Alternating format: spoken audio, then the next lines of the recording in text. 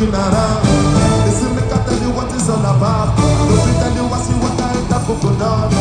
I take back a lot of the bad things that I said about Burna Boy. Like, he is actually a legend. Hey guys, welcome back to Beat of the Soul. I hope you're all well. I still cannot get over the fact that I got to see Burna Boy live at the O2 Arena for free. So my friend's sister's friend wasn't feeling well, and then I saw June post on her Instagram story that she was selling a Burna Boy ticket. So I messaged her and was like, oh, is this gonna be where you guys are sitting? And then she was like, yeah. And I was like, hold on, I don't even know why I'm messaging you, because I don't even have money to be going to Burna Boy. So I got paid the day before, did my budget. I literally have no money left to be spending on things. So yeah, we just left it at that. And then I was still in the office working, and then I saw June message me again, and then she was like, Sabri, you should just come because the ticket's gonna go to waste otherwise. And I was like, oh my gosh, are you serious? And then she was like, yeah, come. So I was like, oh my God, like I get to go to Burna Boy for free. She was so lovely. She was helping me because there was so much to think about, so much to do, because I had a big bag with me, and you can't bring big bags into the O2, but they have like a separate area where you can pay to store your bag, and then you also have to have like a negative lateral flow test. We had to sort that out. And then I was calling my colleague, shout out to Saskia as well. I was calling her on the phone. I was like, do we have any lateral flow tests in the building? And then she showed me where they were and stuff. Shout out to both June and Saskia. June has an amazing earring business called Earth, Wind and Glow.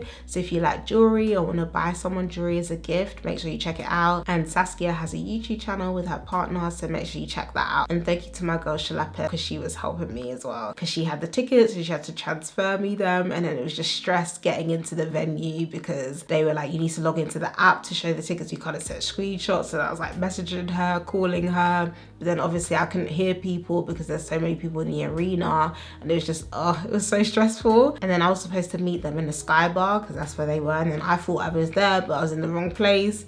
But anyway, I ended up getting to the seats all right, ended up seeing everyone, which was really nice, and I was just so happy and so grateful to be there. It was so good to be back in the O2 Arena again. I think the last time I was there for a concert was in 2016. So obviously that is a very long time. It just felt so good to walk in there and just see all the seats and the crowd just filling up as time went on. And even as I was walking up to the O2, there was like a really cool still band playing outside, and they were going in. They were so good.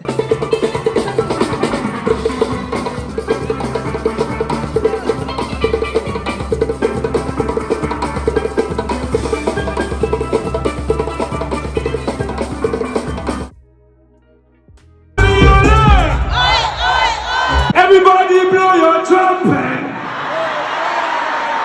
Whoa! Everybody blow your trumpet! Whoa! Come on, light it up the O2! So Hacker and Rema London were the hosts for the evening, and they did a good job hosting. And then you had Young Chidsy on the decks, and he absolutely smashed it. I loved Remel's outfit as well. I was like, that looks nice. She's repping the culture. I got put onto so many new songs as well while we were waiting for Burna Boy to come out. Some of them I Shazammed, and some of them I still need to watch back and try and find the names for the songs. So Burna Boy's intro didn't really go that smoothly. So it started, there was like a screen and text, and he was talking. I've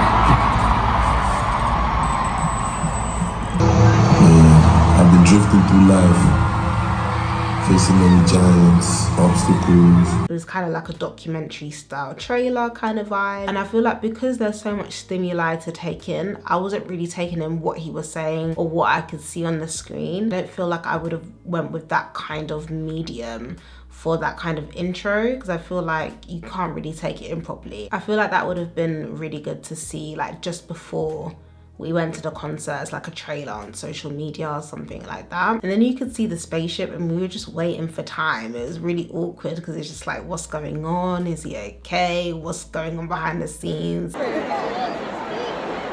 awkward. I think I was saying to my friend, we were saying that it looked kind of like tacky and cheap, but when it started moving and you could see the lights and it was going into the crowd, I thought, this is amazing. But when he landed, everyone was just going wild. There was smoke. I was just like, this is really cool.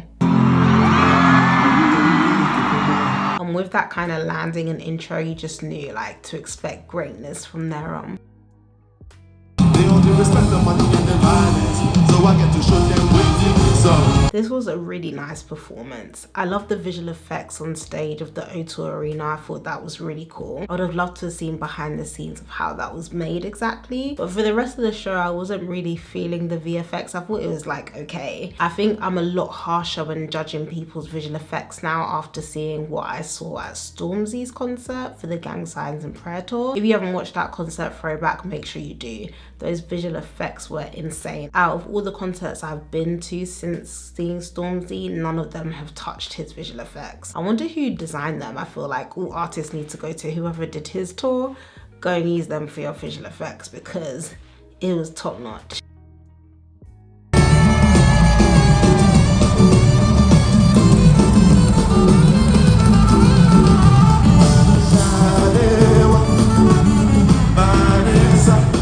This performance was so beautiful. The horns and percussion went in.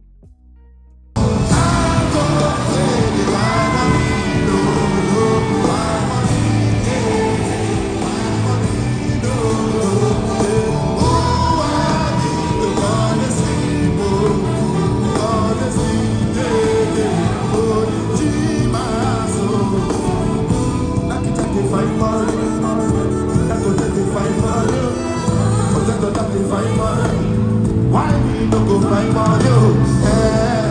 Find money. And they look at the find money. And they look at the find money. Why we don't go find money? My money. My money. Why we don't go find money?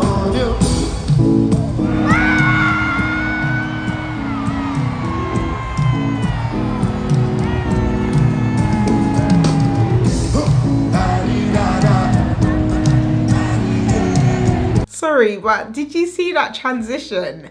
The transition between Dangote and Soke? Oh my gosh. Oh my gosh, it was too smooth, too smooth. Shout out to whoever was the musical director because that was sensational. I'm happy because I never expected it.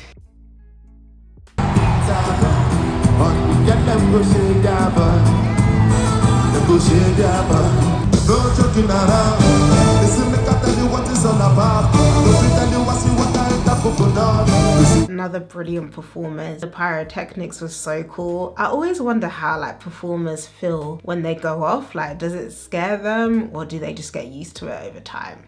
But yeah, they look sick. The band, the choir, the background singers, the dancers, the dancers gave me so much life. They were everything. I don't think dancers get enough credit for what they do, but that's another video for another time.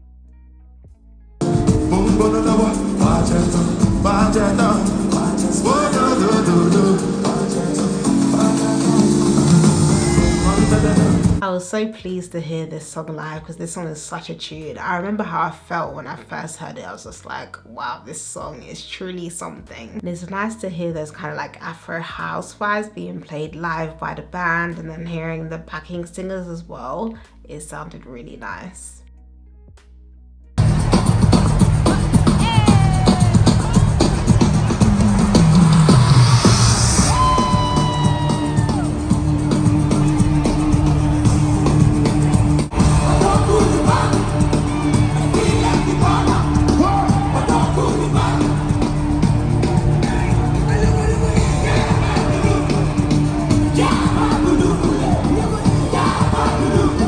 Never heard this song until the concert and I absolutely loved it. The band sounded amazing, especially that guitar, and then the choir and backing vocalists again, they're just killing it, man. And when I was planning this video, I was trying to think, how can I describe how the song made me feel? And a couple of ideas came into my head.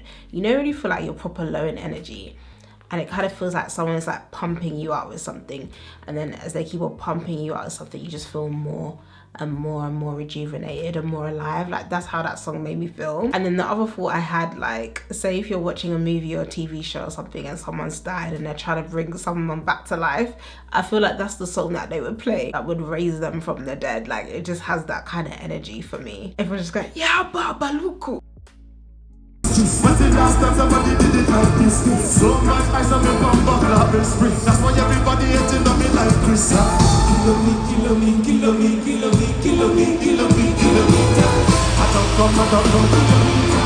know what gonna take a picture, they just come. Like I just got rich like I'm on, they just come. Send them back to where they come from. But looking at the product of it. Southside they come from, in a great river down. Wow!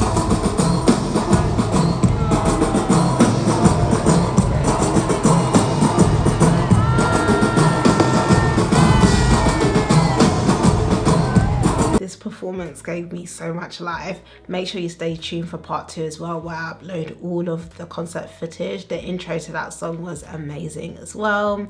The dancers, they need to teach me, man. I just really want to learn how to dance like that. Again, I feel like I'm repeating myself, but it's just amazing. The effects, Burna Boy's vocals, the man can sing, he's got stamina, he's got energy. His live vocal is amazing. He sounds pretty much just like he does on his studio versions of his songs. Nah, Kilometre went off. I love Burna Boy's use of voice when he's singing Kilometre really fast. I can't even do it. And then when he brought out the percussionist, I was just like, wow. When you see how much went into his show, you can understand why it was so expensive. Because I remember when he released those prices, I was thinking that is just ridiculous. Like, that is so expensive. When you see everything that went into the show, it makes sense. Like, it was sick. This one I tell you.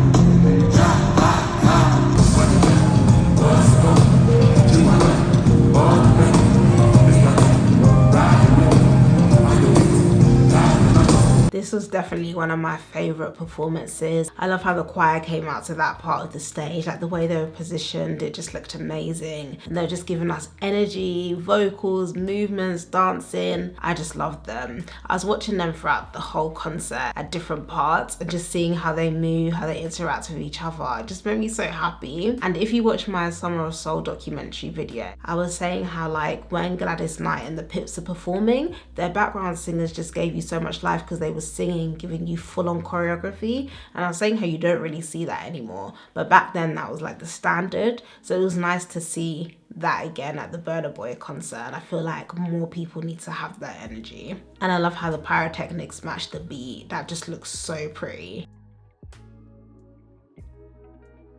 So before Burna Boy came out, we had performances from Midas to Jagaban and also Ruga. And Midas to Jagaban, her and her dancers were sick, like they can dance. But the live vocals just weren't it for me. It's so disappointing.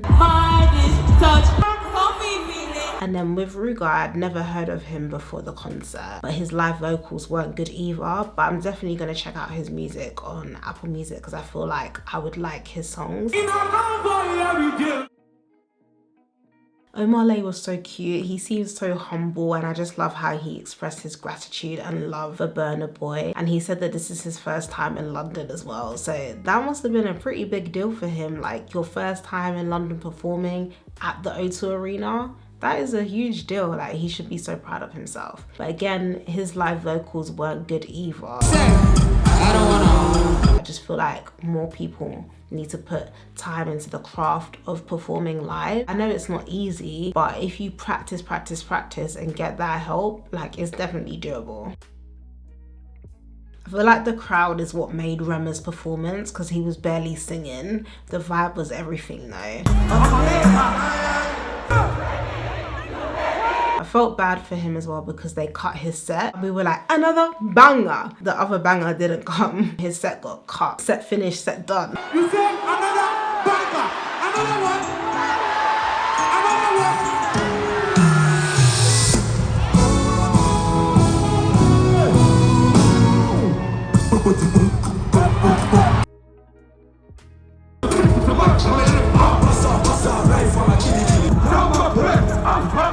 Energy. Nah, I love Salieu Backroad Gee. Their performance was amazing. Like as soon as they came out, I was just like screaming like, oh my gosh. I love them so much. And yeah, they just make me feel so alive. Like they make me feel like a bad man when I'm listening to their music. You think you can come try me when I'm listening to them?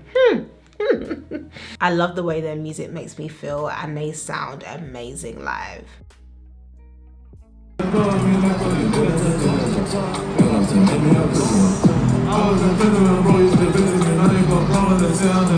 I wish Headie performed another song like No Better or Of Course or Golden Boot, because I wasn't feeling the mumble rapping that he was doing with this song. And usually I do like mumble rap, but I just don't like the way it sounded with him on that song. So yeah, I wish he performed one of those, but it's all good. Hey, yo, I got a commitment issue, but I'm trying to fix that for you. If I can't afford that back that you want, then... The way Central C came out was just so unexpected. I was like, whoa. And I don't know why I thought it was Diggity at first. These people sound the same to me, but I'd be listening to all these different UK rappers and I was just like, I could probably walk past them on the street and not even know, or hear them and think it's someone else when it's not actually that person. So even though I wasn't intending on going to the concert, I posted in my group chat because some of my friends were going. So Burna Boy had this tweet of like these blank squares. It says like the UK flag, the USA flag, and then the Jamaican flag and Nigerian flag. So when I saw that, I thought there'd be a special guest from each of those countries, but it just seemed to be like UK and Nigerian artists that came out. But I guess it was like, guess who is coming? He didn't actually say there'd be a guest from each of those countries. So Burna Boy was basically saying how he hasn't really got much time, basically like apologizing how he couldn't speak to us more, but he just wanted to perform as many songs as he could for us. But I feel like he should have taken the time to speak to us a bit more. Yo, so basically they're giving me limited time to perform. That's why I'm trying to give you as much as I can and not talk too much in the process. So forgive me for not talking too much. I feel like it did probably feel a bit crammed of like song after song after song after song. Like it was a lot. Like I'm very grateful for all of the songs that we heard, but yeah, I feel like he could have definitely taken the time to talk more. When African Giant first came out, I wasn't feeling it as a whole. There was like a few songs that I liked, but as a whole I was just like, oh, I'm so disappointed. But then going to this concert and hearing the songs that he performed, like I'm a convert now. I like it now. I feel like he should create a live version of the album, and maybe like people who didn't like it as well, they might change their mind. I take back a lot of the bad things that I said about Burna Boy. Like he is actually a legend. He's a really good performer, like sensational. And the amount of stamina that it must take to do a set like that, because he was really doing like song after song after song after song. He had like the odd few breaks, but it was barely anything, so it's really impressive. You could tell that Burna Boy is really dedicated to his craft. And shout out to the background singers, the choir, the orchestra, the band, the percussionists, the dancers. All of you absolutely smashed it. Not just Burna Boy, but all of you helped to make it an amazing show. And shout out to everyone else involved, like the sound engineer, yeah, everyone involved, Burna's team. I can't thank you enough. Me and my friend Rafara will talk about music sometimes, like concerts we've been to and stuff, and she's always raving about Burna Boy and talking about how good of a performer he is. And obviously like I believed her because I've obviously seen live performances like on YouTube and socials that he's done, but I couldn't properly truly understand what she meant because I hadn't experienced it myself. But seeing it for yourself, like Rafaro, if you're watching this, I get what you mean about Burna Boy now. Thank you so much for watching. Don't forget to like, comment, subscribe and share, and stay tuned for part 2 for more concert footage. Bye.